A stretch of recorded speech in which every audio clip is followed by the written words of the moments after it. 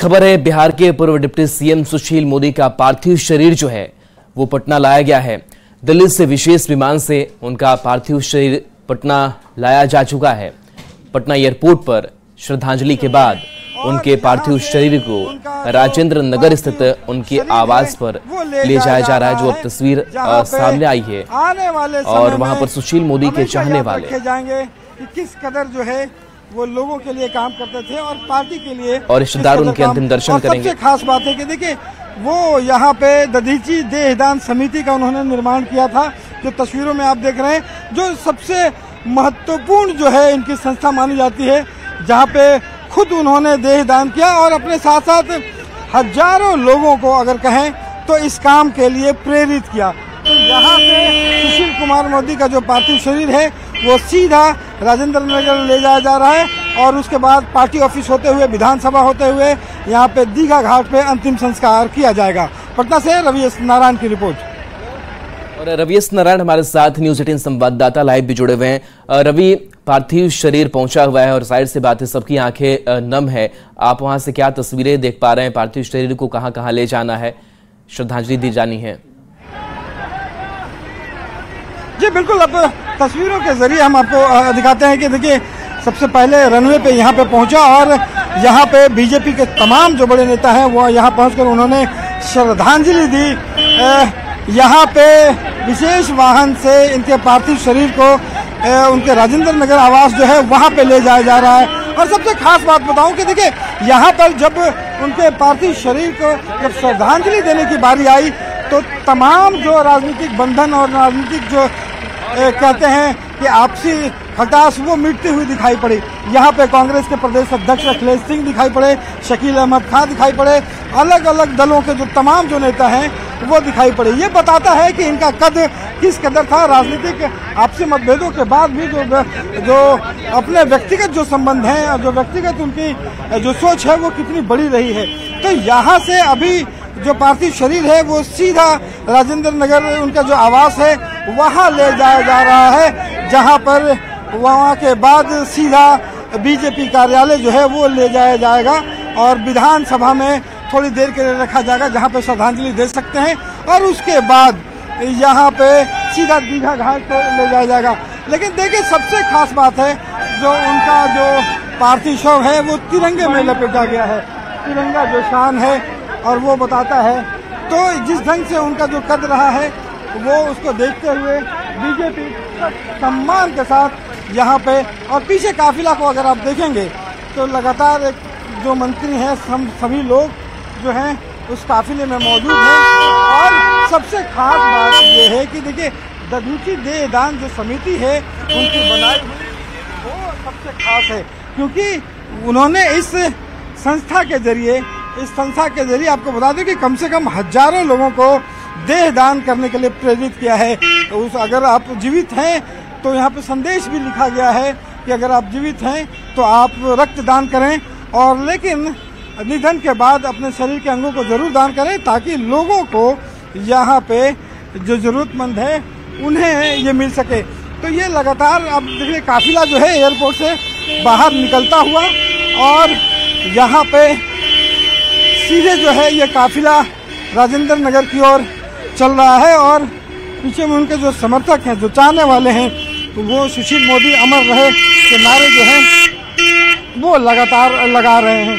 तो यहाँ से अभी से थोड़े वक्त के बाद जब ये राजेंद्र नगर सारे लोग जो हैं यहाँ पे पहुँचेंगे तो उसके बाद यहाँ से ले जाया जाएगा। रजनीश जी हमारे साथ है। बड़ी दुखद खबर आई, बहुत ही पार्टी के लिए एक बहुत बड़ी क्षति है। मेरी तो व्यक्तिगत क्षति है। सुशील जी भारतीय जनता पार्टी के बिहार के एक स्तंभ थे और उनके इस तरह से निधन से पूरी पार्टी आज मर्माहत है। मैं उनके साथ जितना काम किया और जिस तरह से मुझे अवसर उन्होंने दिया था, मैं तो मानता हूं कि यह मेरी व्यक्तिगत क्षति है और आने वाले दिनों में भारतीय जनता पार्टी में इसकी भरपाई कैसे होगी मुझे नहीं लगता। ये सबसे बड़ी बात है कि ये भरपाई कैसे होगी वो किन्हीं को नहीं पता, क्योंकि उन्होंने जो काम किया है, जिस तरीके से काम किया है वो बेहद खास रहा है। और यही कारण है कि हर कोई उससे जुड़ा हुआ महसूस कर रहा है। तमाम जो लोग हैं वो इस बात को लेकर के हैं कि जिस ढंग से उनके काम करने के तरीके रहे हैं कि एक हर ट्वीट जो है उनका एक खबर बनता था, और जिस ढंग से कंटेंट उन्होंने देते रहे हैं, जिस ढंग से लगातार सवाल उठाते रहे, वो बड़ा विशेष रहा है। देखिए, युवा हैं आप और राष्ट्रीय प्रवक्ता भी हैं। सुशील मोदी के जो काम करने का तरीका है, कितनी सीख मिलती है और कैसे? देखिए, उनका जीवन हम लोगों के लिए एक आदर्श है, एक मूल्य है। मुझे आज भी याद है कि जब भी हम लोगों का किसी अखबार में लेख छपता था तो सबसे पहले अगर किसी व्यक्ति का फोन आता था तो वो सुशील जी का ही फोन होता था। हमारे लिए सुशील जी तो चाचा थे, चाचा हैं और चाचा ही रहेंगे। और निश्चित रूप से संपूर्ण बिहार के लिए, बिहार बीजेपी के लिए एक ऐसी शून्यता आ गई है जिसको भर पाना हम लोगों के लिए बहुत ही असंभव सा प्रतीत होता है। तो यहाँ पे संजीव चौरसिया हैं, यहाँ के स्थानीय विधायक। संजीव जी, बिल्कुल ये वक्त बड़ा मुश्किल, बहुत मुश्किल है। हम ऐसे नौजवानों को तो खैर जो मार्गदर्शन देने का काम किए विद्यार्थी परिषद से लेकर अब तक, यानी शुचिता, संघर्ष और समाज सेवा का कैसे भाव हो सकता है, उसके उदाहरण एकमात्र सुशील मोदी ही थे। का सबको मन में दुख भी है और शुचिता के साथ राजनीति करने का एक दिशा उन्होंने जो मापदंड दिया है बिहार के, इसके लिए ये अनुकरणीय है। निश्चित तौर पर बहुत बहुत विनम्र श्रद्धांजलि। तो ये देखिए, उनकी सबसे खास बात रही है कि जिस शुचिता के साथ उन्होंने काम किया, बेदाग रहे, हमेशा निर्विवाद रहे, कभी कोई बड़ा सवाल खड़ा नहीं हुआ, ये उनके लिए सबसे खास है और नई पीढ़ी के लिए एक ढंग से कहें तो काफ़ी प्रेरित करने वाला है। और यही तमाम लोग कह रहे हैं कि उन्होंने जिस ढंग से काम किया है और किसी भी वक्त ऐसे मुश्किल दौर में भी आया है, जिस ढंग से उनका जो उत्कर्ष रहा है और जिस ढंग से उन्होंने खुद स्ट्रगल किया है, उस नया युवा चेहरा लोगों के लिए एक ढंग से कहें कि प्रेरित करने वाली बात है। और यहाँ से देखिए, काफिला जो है एयरपोर्ट से निकलकर सीधा जो है राजेंद्र नगर आवास की ओर बढ़ चला है और थोड़ी देर में जब वहाँ पहुँचेगा उसके बाद बीजेपी कार्यालय ले जाया जाएगा। जी बिल्कुल। और कल तस्वीरें भी आपने भेजी थी उस राजेंद्र आवास की, राजेंद्र नगर स्थित जो आवास से सुशील कुमार मोदी का, वहां पर भी सन्नाटा पसरा हुआ था। अभी परिवार के लोगों की अगर बात करें तो परिवार के लोगों में किन किन की मौजूदगी है?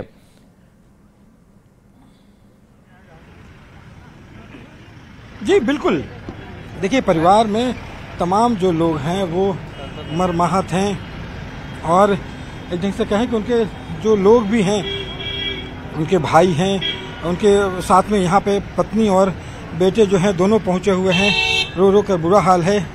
और यहाँ पे क्या कहेंगे कि श्रद्धेय सुशील कुमार मोदी जी बिहार के उप मुख्यमंत्री रहे और जेपी आंदोलन से लेकर जब तक उनकी सांसें चलती रहीं, वो भारतीय जनता पार्टी और कार्यकर्ता के लिए ही सोचते रहे। राज्यसभा में जब मेरा नामांकन होने वाला था तो उन्होंने खुद फ़ोन करके कहा कि धर्मशिला, मैं आशीर्वाद देने आऊँगा। वो मेरे परिवार के सदस्य थे, लगातार उनसे प्रेरणा मिली और उनका आशीर्वाद मिलता रहा। राजनीति में उंगली पकड़ के सिखाए मुझे। आज सच में बहुत मर्माहत हूँ, उनकी कमी को कोई पूरा नहीं कर सकता। बिल्कुल धर्मशिला जी, चूंकि यहाँ पे जो राज्यसभा जाने की बात आई थी तो आपका नाम भेजा गया था और ऐसा नहीं कि लोगों ने कहा कि नहीं सुशील मोदी नाराज हैं, लेकिन खुद आगे बढ़ करके आपकी पीठ ठोका, उन्होंने शाबाशी भी दी कि एकदम खुद से मुझे उन्होंने कॉल किया कि मैं आऊँगा धर्मशिला, तुम्हारा कब नॉमिनेशन है, और पीठ ठोक के आशीर्वाद दिया। उस क्षण को भुला नहीं सकती मैं, लेकिन कोशिश करूँगी उनके आशीर्वाद जो है उन पर खरी उतरने का प्रयास करूँगी। तो बिल्कुल देखिए, ये धर्मशिला देवी हैं जो इस बार राज्यसभा सांसद गई हैं और इनकी आंख भी नम है और लगातार इस बात का हर कोई जिक्र कर रहा है कि जिस रास्ते पर वो चले, जिस ढंग से वो चले, उस रास्ते पर चलने की कोशिश जो है वो की जाए। इनका जाना कितना दुखद है? बहुत ही दुखद है। पार्टी के लिए निकट भविष्य में भरपाई करना मुश्किल है। जिस प्रकार से सुशील मोदी जी एक एक व्यक्तियों की, एक एक कार्यकर्ताओं की चिंता पूरे बिहार की करते थे, ये अपने आप में कोई ऐसा व्यक्ति नहीं है जो सबको जानने वाला हो, सबके सुख दुख के भागी रहा करते थे। कोई घटना उनको पता चल जाए, छोटी भी घटना, तो उसको बहुत प्रमुखता से जब उनको फुर्सत मिले तब उन कार्यकर्ता को उनसे बात करते थे। उनके घर परिषद में आप भी रहे, विधानसभा में आप भी रहे, बड़ा लंबा समय गुजरा, कुछ ऐसी यादें हैं जो लगता था कि हाँ वही कर सकते थे? हम सब लोग को सीखने की उनसे बहुत मौका मिला और मैं प्रवक्ता के नाते कोई बात बोलता था तो कोई अगर लाइन भी गलत हो जाती थी, कोई शब्द थोड़ा इधर से उधर हो जाता था, तो तुरंत फोन कर करके इस बात को दर्शाते थे कि ये शब्द नहीं बोलना चाहिए था, ये लाइन उचित नहीं था, इस लाइन को बोलना चाहिए था। तो ये अपने आप में एक था कि एक एक चीजों पर उनका नजर रखना जो है से ये बहुत बड़ी बात थी।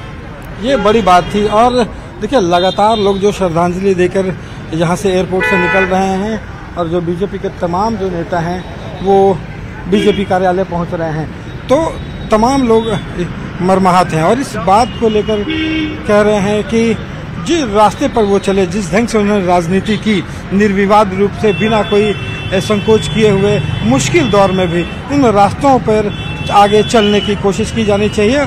और सम्राट चौधरी हो या बीजेपी नेता विजय सिन्हा, तमाम लोगों का कहना है कि उनकी कमी जो है वो पूरी नहीं की जा सकती। जी बिल्कुल। तो ये नेता श्रद्धांजलि भी अर्पित कर रहे हैं, दुख भी अपना व्यक्त किया है। प्रधानमंत्री नरेंद्र मोदी ने भी अपना दुख व्यक्त किया है और लगातार वो पोस्ट भी कर रहे हैं सुशील कुमार मोदी को लेकर के। बिहार बीजेपी के लिए ये कितनी बड़ी क्षति है और बिहार बीजेपी के नेता कैसे याद कर रहे हैं सुशील मोदी को, सुमो को? जी बिल्कुल, देखिए बिहार बीजेपी के लिए बहुत बड़ी क्षति है, क्योंकि देखिए जिस समय से बिहार बीजेपी की स्थापना हुई उस समय से ये जो हैं वो जुड़े हुए थे और छात्र आंदोलन से लेकर के अब तक जो है वो बीजेपी के लिए मजबूत स्तंभ बने रहते थे। और यहाँ तक कि आप ज़रा देखिए कि जिस समय बिहार में बीजेपी बिल्कुल कमज़ोर हालत में थी, वहाँ से लेकर के और 55 सीटों तक ले जाने का जो मजबूत काम किया है वो सुशील कुमार मोदी ने किया है। और सबसे खास बात उनकी जो रही है वो खास बात ये कि जब भी उन्होंने वित्त मंत्री के तौर पर लगभग एक दशक जो है उन्होंने बिहार सरकार का बजट पेश किया है और बजट पेश करने में नीतीश कुमार के साथ उनकी जो दोस्ती रही है और जिस ढंग से उन्होंने आर्थिक बजट पेश किए हैं वो मिसाल रहा है। लगातार बजट के आंकड़े भी बढ़ाए हैं, लगातार हर वर्ग को जो मिलना चाहिए उसे भी देने की कोशिश की गई है। और यही कारण है कि जो पूरे देश भर में जीएसटी लागू हुआ, जो कमेटी बनाई गई, उस कमेटी के जो मेंबर हैं वो सुशील कुमार मोदी बनाए गए। तो ये उनकी एक खास विशेषता रहती थी कि किसी विषय पर अगर बोलना है तो उस विषय के बारे में पूरी जानकारी मिलनी चाहिए। यही वजह रहा कि जब लालू प्रसाद यादव लगातार सरकार में थे, उन पर जब सवाल खड़े किए जाने लगे तो लगातार तथ्यों के साथ वो सामने आए और आके बार बार जो है वो प्रेस कॉन्फ्रेंस करते थे और बड़े सवाल खड़े करते थे। तो उनका एक अंदाज था काम करने का और ऐसे अंदाज था कि वो तथ्यों के साथ बात करते थे, ना कि सिर्फ बातें जो है शब्द कहने के लिए है। और यही कारण है कि हर जगह कहीं पे भी वो जाते थे तो बीजेपी के कार्यकर्ता हों, उनके लोग जो हैं वो जुटते थे और बीजेपी को जो मजबूती प्रदान की जाती है, पूरी की पूरी कैबिनेट कैसे चलती है, कैसे लोगों को अपने लोगों को जोड़ कर रखना है, वो तमाम चीज़ें जो है वो जोड़ कर रखते थे। तो कह सकते हैं कि इनकी जो कमी है वो निश्चित रूप से बहुत खलने वाली है। जी बिल्कुल। तो राजेंद्र नगर स्थित आवास से उनके पार्थिव शरीर को ले जाया गया है। आगे का भी थोड़ा सा हम शेड्यूल समझेंगे कि अंतिम संस्कार जब होगा कौन कौन से नेता उस वक्त शामिल होंगे, किन किन लोगों की मौजूदगी होगी, विधानसभा कौन कौन से नेता पहुंच रहे हैं। देखिए, यहाँ से जब पार्थिव शरीर जो है वो राजेंद्र नगर उनके जो आवास है वहाँ पे ले जाया जाएगा तो वहाँ पे परिवार के लोग, वहाँ पे जो स्थानीय हैं और जो दूर से जो चाहने वाले लोग हैं वो वहाँ पे पहुँचे हैं, जो उनको अंतिम संस्कार, अंतिम जो श्रद्धांजलि है वो देंगे। और जो पारिवारिक विधि विधान के साथ जिस ढंग से अंतिम शव यात्रा निकाली जाती है, तमाम विधि विधानों के साथ वहाँ पर कर्म किया जाएगा। और वहाँ से जब काफिला निकलेगा और तो भाजपा कार्यालय आएगा। और आपको बता दूं कि अभी जो तिरंगे में लिपटे हुए सुशील मोदी के जो पूरा पार्थिव शरीर है वहाँ पे भाजपा का, बीजेपी का एक झंडा जो है वो भी रखा गया है, जो उन पर ऊपर से उड़ाया जाएगा बीजेपी के झंडे को और एक सम्मान दिया जाएगा। वहाँ पे बीजेपी के तमाम जो बड़े नेता हैं वो वहाँ पे मौजूद रहेंगे। उसके बाद विधानसभा ले जाया जाएगा इनके पार्थिव शरीर को और विधानसभा में जितने भी विधायक हैं और तमाम जो लोग हैं वहाँ पहुँचेंगे। और खास बात यह है कि देखिए, सुशील कुमार मोदी बिहार के इकलौते ऐसे नेता हैं जिन्होंने चारों सदनों का एक ढंग से कहें कि वहां पे पहुंचे हैं, विधानसभा में रहे हैं, विधान परिषद में रहे हैं, लोकसभा में रहे हैं, राज्यसभा में रहे हैं। कोई सदन ऐसा नहीं है जहां पे उनकी उपस्थिति नहीं रही है। तो वहां पे विधानसभा, विधान परिषद दोनों जगह उनको पार्थिव शरीर को ले जाया जाएगा, जहां पे लोग पहुंच करके श्रद्धांजलि देंगे। और जब दीघा घाट पहुंचेंगे तो वहां पे बीजेपी के जो राष्ट्रीय अध्यक्ष हैं जेपी नड्डा वहां पे पहुंचेंगे। और बीजेपी के जो लोग हैं वो तो हैं ही, लेकिन दूसरे दलों के भी जो तमाम बड़े नेता हैं वो श्रद्धांजलि देने घाट पर पहुंचेंगे। जी बिल्कुल, बीजेपी के जो नेता हैं मरमाहत हैं। मुख्यमंत्री नीतीश कुमार का भी जिक्र ज़रूरी हो जाता है, क्योंकि नीतीश कुमार ने लंबी पारी खेली शासन में रहते हुए। मुख्यमंत्री सीएम तो नीतीश कुमार रहे, तो डिप्टी सीएम के तौर पर काम करते रहे सुशील कुमार मोदी। और सुशील कुमार मोदी और बीजेपी से अलग भी अगर नीतीश कुमार हुए तो एक जो लगाव था वो समय दर समय सामने आता रहा। जब बीजेपी की और नीतीश कुमार की एक बार फिर से सरकार बनी, जब तब भी चाहत थी कि डिप्टी सीएम के तौर पर सुशील मोदी ही काम करे, तो ये एक बड़ा लगाव दिखता है कि किस तरीके से नीतीश कुमार और सुशील मोदी एक साथ समन्वय स्थापित कर काम करते रहे। वो शायद मुख्यमंत्री भी मिस कर रहे होंगे। जी निश्चित रूप से। और शायद आज के दिन में जिस ढंग से जितना मरमाहत नीतीश कुमार हैं शायद ही कोई होगा, क्योंकि वो जो दोस्ती है, वो जो आपसी संबंध है, वो जो आपसी जो बॉन्डिंग है वो बेहद खास था। क्योंकि 2005 में जब एनडीए की सरकार बनी और उस समय से लेकर के इस समय तक, जब तक वो राज्यसभा में नहीं गए तब तक वो लगातार। चलिए बिल्कुल, तो आज सबकी आंखें नम है और याद किया जा रहा है सुशील कुमार मोदी को। सुमो भी उन्हें कहा जाता है। और एक ब्रेक